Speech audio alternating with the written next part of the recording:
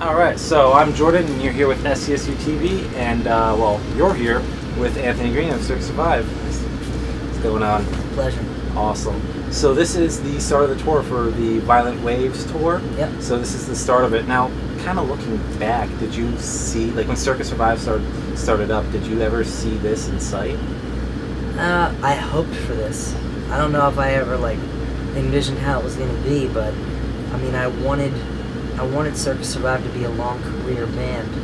I didn't want to I wanted to see us having a career. So being able to have the fourth album out and people still give a shit, it still feels fresh, it's weird to talk about the band being around so long because it feels really new still. And we're still learning a lot about each other when we're writing, and that makes it feel great. So it doesn't feel old.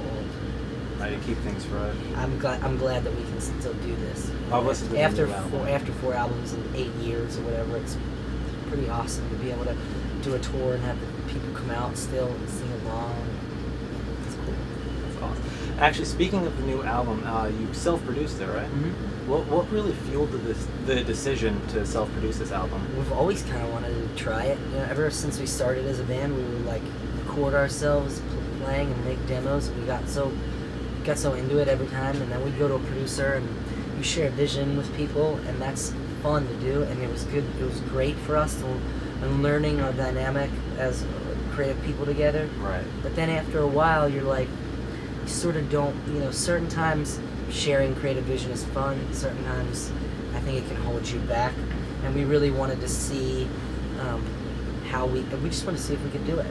And if we were capable as a group to delegating and making decisions on our own without having somebody, put a mediator in. It forced us in a lot of ways to learn how to compromise with each other, and I think that really helped with the album, with the songs, just being honest, straight from us. There's not one compromise moment on the entire CD, album, MP3, wave.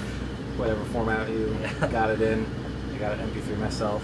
Did producing it like that present any new challenges that you've never really had before? Or? Well, I mean, it forced us to learn how to really make the decisions, and not every once in a while with a structuring issue or even with anything, you have this guy there that you're paying a load of money to, and you can be like, what do you think, and doing it ourselves, we really had to find ways. Well, if you thought a part was too long and I thought it was too short, we really had to find a common ground. And doing that, you create a harmony within each other where you both have to kind of meet halfway, and that comes through. It reflects in the song. When you're both happy with it and you work something out, it's like a relationship. When you have a problem, and you deal with it in a super healthy way. At the end, you're high five and this is cool, as opposed to just burying the hatchet. Right, okay, so you don't have to There's a whole bunch of weirder things that happen too that it's hard to get into. But, it definitely is better for the band to do it like this. Not to say we wouldn't go with a producer at some time in the future, but... So not saying that you don't have any ideas for the future, but you would do it again then? Yeah, I want to do this. Awesome, that's awesome. Speaking of, is there any song that you haven't played yet from the new album that you're looking forward to playing? There's a bunch. Really? There's a bunch that we've only played in practice that we haven't played out yet. Okay. That I'm really excited about. Well, we've practiced every song we've ever written in the last 4 weeks. Okay. And we're making a different set list for every show. So every show will be different. So we're kind of making it up as we go along, as opposed to finding a set, 2 sets maybe, and taking one each night. We're gonna do something different. We're gonna do total jam band style. Do you always end on a certain song, or? There's songs we have as enders, but not every time. Tonight, I think we're gonna play. The last song we're gonna play is the secret song from the first album or something. Oh, really? Weird like that. I would love that actually. Yeah, we're gonna play that. That's awesome. I'm looking forward to it now. Oh my god. And let's see. Actually, your new music video just came out today. Have you seen read any of the fan feedback from it? No? I haven't, but I played it for everybody in my family, and they're all this is weird. Yeah, and travel around. Most people don't know how to feel about it. They're I don't know if I like this or not. I like that. I'd rather make people feel weird than just make them feel like nothing, you know, and have it just be like a typical music video. Right, or I think it's strange. Yeah, we're not in it at all, and it's strange, and it's dark and funny and serious, and I like it. It really gives the song its own story. Yeah, the band was like, let me do it. They let me, like, I came into practice one day and was like, I have this idea. And they were like, well, you've made cool videos, so you can make this video. So I had my buddy make it, and we did it together, and like, I was so happy. That's awesome. Yeah. That's so sick. It's so strange. I've watched it a couple times now. It's so almost weird. Entrancing in a way. Right when the guitar solo kicks in, and they're like fully going at it. It's my favorite part. You're the guys there like doing the thing. Let's see. I do have another question about your album, like your writing. Is there any material that you've written for your solo act or for Circa? Like when you're writing, do you say like, oh, I'd rather save this for my solo act, or usually everything I write goes to Circa. Okay. And anything that is like that they don't like pick, like I do it. Okay. There's been songs that they didn't pick that stayed with Circa, and we've like kept giving the demos to fans or something. But right. Yeah, no, I usually just do it. Songs like recently when I did there was a couple songs I wrote on my last record that I didn't even bother, just because they were so obvious. It was so obvious that it wasn't going to be a Circa song, just because of the lyrics or something. But I guess I don't know how I differentiate that. Just kind of I like gut Circa. feeling. Yeah, I guess. Yeah. Okay. I think there was two songs that I wrote when we were in Europe. My pregnant wife was out, and I wrote them I sort of wrote them hanging out with her. And she has this video from her computer, from this flip cam that she took on her computer there, where I wrote both of these songs from my solo record that night, sitting out waiting for like the bus to move so that we could go to Heathrow to fly out of London. And we were like in Manchester, in front of this school that we always play at, the academy. And we're both just like, she's pregnant and I'm wasted, and she's like bummed, you know. And the whole video, we were watching it the other day, and I put it on. I was like, and I'm strumming the little mini guitar, and I'm like, oh, that's where I wrote that. And then like an hour later, it's still filming, and like I start playing this other thing. I'm like, that's where that came from too. So cool. So you never have like a set spot where you write songs? You just kind of... just write. You can write. I mean, writing is good because you can do it anywhere. Yeah. Do it while you're like in the middle of an interview. You could have an idea and think of it. If you can remember it, then that's why you got to write everything down and make little voice memos. So How about craziest voice memos on my phone? Singing melodies and stuff. There's a bunch of new songs that I've been writing where I just start singing the melody into my phone that I hear, and then we write music to it.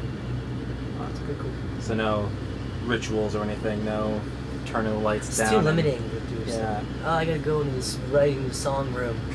You know? Just take it with you everywhere. Fair enough. Fair enough. So when I first saw the album artwork for Violent Waves, like I was blown away. Like I love the concept of the ship on this almost abstract-looking planet. Correct me if I'm saying this wrong. His name's pronounced Isao Andrews? I've just always called him Isao. Okay, Isao? Okay. So how did the partnership with him doing your album artwork start? You know, we were doing our first record, and Brendan was like, I know this guy from New York who's an incredible artist, and showed us his website, and we were like, yeah, that guy should do it. And then sent him lyrics and some demos, and he sent us the artwork, and we were like, perfect. It's great. And literally every album, it's been like, we send him lyrics and some demos, and he'll send us back a concept, and we'll be like, that's great. And this time he was working on the interior as the cover, and then was super bummed on it for some reason. And we were all like, this is so great, like the interior part where you see like the water flowing in and out, the girl, and I was like, this is so cool, I love it. And he was like, I don't know if it's good enough. I'm like, this is great, dude, this is so cool. He's like, well, I'm gonna work on this other thing. And then made this clay orb, the ship on it, and showed it, took a picture, which he makes stuff like that to make for shadows and stuff. Okay. And then sent us the picture, and then sent us a sketch, and then sent us a painting, and I was like, this has to be the cover. Like this, the other painting is great. This one is like iconic. Like, you know, it's perfect. Like, and everybody was like stoked. So he like forced himself to push himself, and that's where it came Right. from. It sounds like he's been awesome to work with then. He's incredible, and he's such a calm soul. Really. You meet him, and you're like, wow. I don't know how you come up with all this stuff. He seems so calm and reserved, and you know, it's like he's got all this inside of him. It's Do you have any big prints of his stuff hanging around? We have the original from Blue Sky Noise really? sitting up on the banister at our practice space. Oh, okay. I have all these prints of his and a bunch of albums of ours, just like posters and stuff. That's so cool. So I need to pick up a poster of the new album cover. Oh yeah, It's definitely my favorite. Awesome, me too. It's definitely my favorite. All right, so do you have any bands right now that you're listening to that you're like currently obsessed with or anything like that? Well, all the bands on this tour are bands that I'm like really kind of huge fans of at the moment. Balance, Composure, and Oh Brother, and Touche More. I'm huge fans, so we're really excited to see them play. Work with each other. Yeah.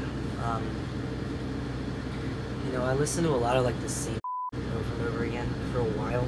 I've been devouring like a bunch of things recently. They're like the Garden Window from Oh Brother is so good. I listen to Good Old War a lot. Love those guys. Okay. I've known them for years, and I've just always been a huge fan of them. So whenever they have a record out, I'll kind of get into that for a little bit. And I've been listening to their new record a lot. Stuff like that. So, final question here, and it's a little weird one, but if you had an unlimited supply of one food for a year, what would it be? Pizza. Pizza? Any particular kind? There's this pizza place in Doylestown, where I'm from, Doylestown, PA, called Jules. It's like a thin crust pizza. Really? And they have all these different types of they have like 50 different kinds of pizza. They have like a sausage and onion kind that I really like. Can't like make out with anybody afterwards, but it tastes really good. And I just love it. I could eat it every meal. My wife is so sick of it by now. Is that the first thing you're gonna eat when you get home? That's like all I ever want to eat. Every day she's like, let's go to the supermarket. We should go out and get dinner. We should do something. And I'm like, we end up ordering out like every night for dinner. Because when you have kids, it's like hard to make food. You're tired, so it's just like, let's just get pizza. I love it so much. And it's like thin crust, so it's healthy. Gluten free, so that's good. I don't know. I just like it, and it's easy. Yeah. Don't have to make anything. Well, thank you very much. No problem, dude. Anything else?